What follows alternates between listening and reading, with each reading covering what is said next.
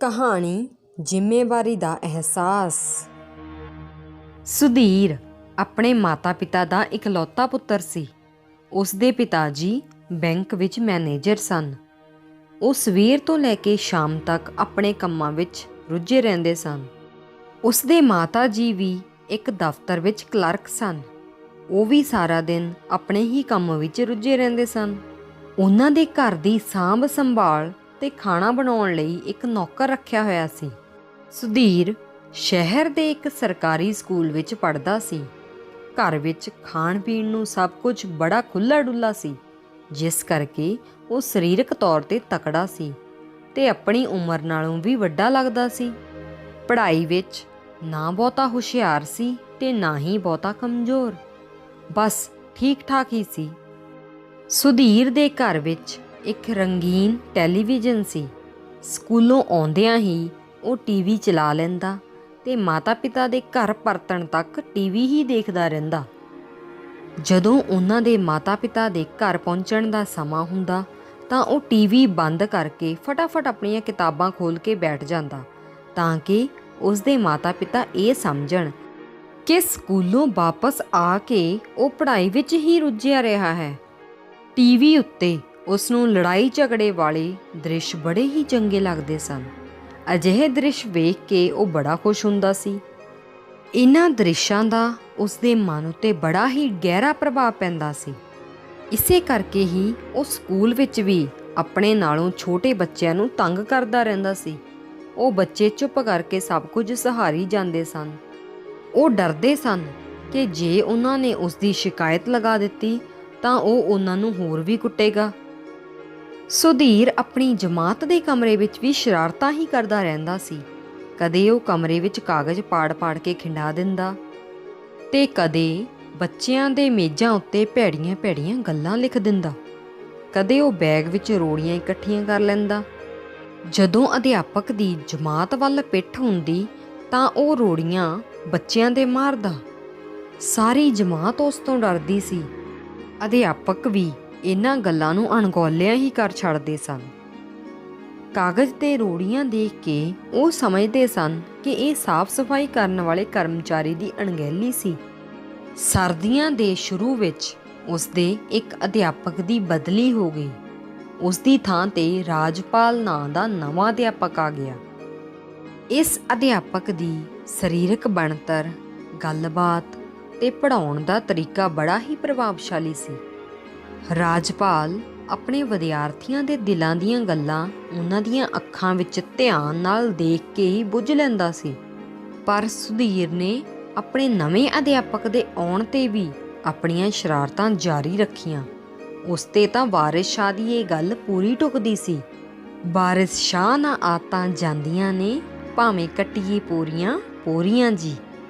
Master ਰਾਜਪਾਲ ਨੂੰ ਕਮਰੇ ਵਿੱਚ ਖਿੰਡੇ ਕਾਗਜ਼ਾਂ ਤੇ ਰੋੜੀਆਂ ਦੇ ਮਾਰੇ ਜਾਣ ਬਾਰੇ ਪਤਾ ਸੀ, ਪਰ ਉਹ ਮੌਕੇ ਦੀ ਤਲਾਸ਼ ਵਿੱਚ ਸੀ।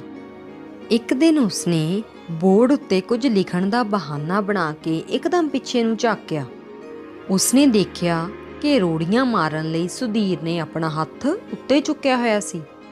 ਉਸਨੇ ਸੁਧੀਰ ਨੂੰ ਕੁਝ ਨਾ ਕਿਹਾ, ਸਗੋਂ ਇਹ ਦਿਖਾਵਾ ਕੀਤਾ ਕਿ ਜਿਵੇਂ ਉਸਨੂੰ ਕੁਝ ਪਤਾ ਹੀ ਨਾ ਲੱਗਿਆ ਹੋਵੇ। ਪੀਰੀਅਡ ਖਤਮ ਹੋਣ ਤੋਂ ਬਾਅਦ ਉਸਨੇ ਸੁਧੀਰ ਨੂੰ ਆਪਣੇ ਕੋਲ ਬੁਲਾਇਆ ਤੇ ਆਪਣੇ ਕਮਰੇ ਵਿੱਚ ਲੈ ਗਿਆ।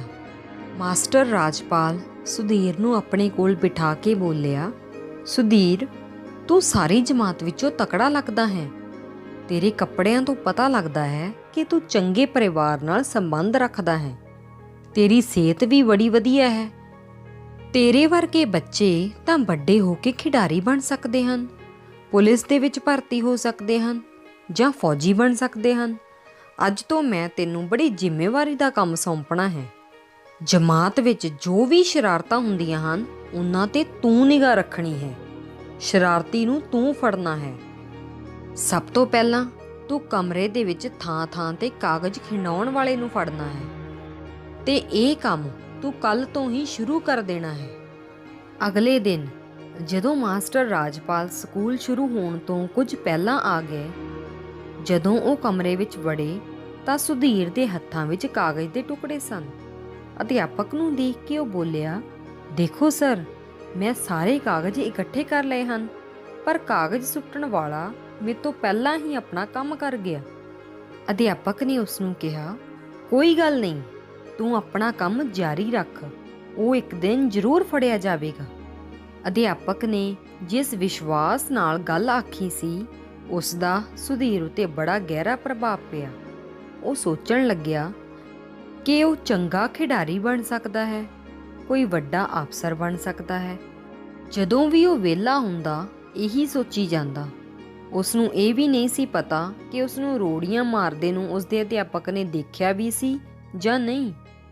ਫਿਰ ਉਸਨੇ ਸੋਚਿਆ ਕਿ ਜੇ ਉਹ ਸ਼ਰਾਰਤਾਂ ਕਰਦਾ ਰਿਹਾ ਤਾਂ ਵਧੀਆ ਇਨਸਾਨ ਨਹੀਂ ਬਣ ਸਕੇਗਾ।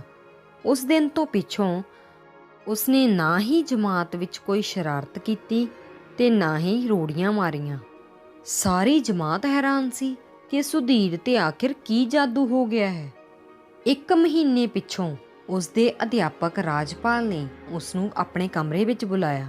ਉਸ ਨੂੰ ਸ਼ਾਬਾਸ਼ ਦਿੰਦਿਆਂ ਹੋਇਆਂ ਕਿਹਾ, ਸੁਧੀਰ, ਮੈਨੂੰ ਪਤਾ ਸੀ ਕਿ ਸਾਰੀਆਂ ਸ਼ਰਾਰਤਾਂ ਤੂੰ ਹੀ ਕਰਦਾ ਸੀ, ਪਰ ਮੈਂ ਚਾਹੁੰਦਾ ਸੀ ਕਿ ਤੈਨੂੰ ਇਹਨਾਂ ਗਲਤੀਆਂ ਦਾ ਅਹਿਸਾਸ ਮੈਂ ਨਾ ਕਰਾਵਾਂ, ਸਗੋਂ ਇਹਨਾਂ ਦਾ ਅਹਿਸਾਸ ਤੂੰ ਖੁਦ ਆਪਣੇ ਆਪ ਕਰੇ। ਇਸ ਵਿੱਚ ਆਪਾਂ ਦੋਵਾਂ ਨੂੰ ਹੀ ਸਫਲਤਾ ਮਿਲੀ ਹੈ। ਮੈਨੂੰ ਵਿਸ਼ਵਾਸ ਹੈ ਕਿ ਇੱਕ ਨਾ ਇੱਕ ਦਿਨ ਤੂੰ ਜ਼ਰੂਰ ਹੀ ਵਧੀਆ ਇਨਸਾਨ ਬਣੇਗਾ। ਮੈਂ ਦੁਆ ਕਰਦਾ ਹਾਂ ਕਿ ਤੈਨੂੰ ਉੱਚੀ ਪਦਵੀ ਮਿਲੇ। ਇਹ ਸੁਣ ਕੇ ਸੁਧੀਰ ਦੀਆਂ ਅੱਖਾਂ ਵਿੱਚ ਹੰਝੂ ਆ ਗਏ। ਉਸਨੇ ਆਪਣੇ ਅਧਿਆਪਕ ਦੇ ਪੈਰ ਫੜ ਲਏ ਤੇ ਉਸ ਨੂੰ ਮੱਥਾ ਟੇਕਿਆ ਤੇ ਉਸ ਦੇ ਕਮਰੇ ਤੋਂ ਬਾਹਰ ਆ ਗਿਆ। ਸੋ ਬੱਚਿਓ, ਸ਼ਰਾਰਤਾਂ ਕਰਨੀਆਂ ਕੋਈ ਮਾੜੀ ਗੱਲ ਨਹੀਂ, ਪਰ ਸ਼ਰਾਰਤਾਂ ਅਜਿਹੀਆਂ ਕੀਤੀਆਂ ਜਾਣ ਜਿਨ੍ਹਾਂ ਨਾਲ ਕਿਸੇ ਦਾ ਮਨ ਦੁਖੀ ਨਾ ਹੋਵੇ। ਦੂਜਿਆਂ ਦਾ ਮਨ ਦੁਖਾਉਣ ਵਾਲੇ ਸ਼ਰਾਰਤੀ ਬੱਚਿਆਂ ਨੂੰ ਕੋਈ ਵੀ ਪਸੰਦ ਨਹੀਂ ਕਰਦਾ। ਅਜਿਹੇ ਬੱਚੇ ਹਰੇਕ ਦੀ ਨਫ਼ਰਤ ਦਾ ਪਾਤਰ ਬਣਦੇ ਹਨ।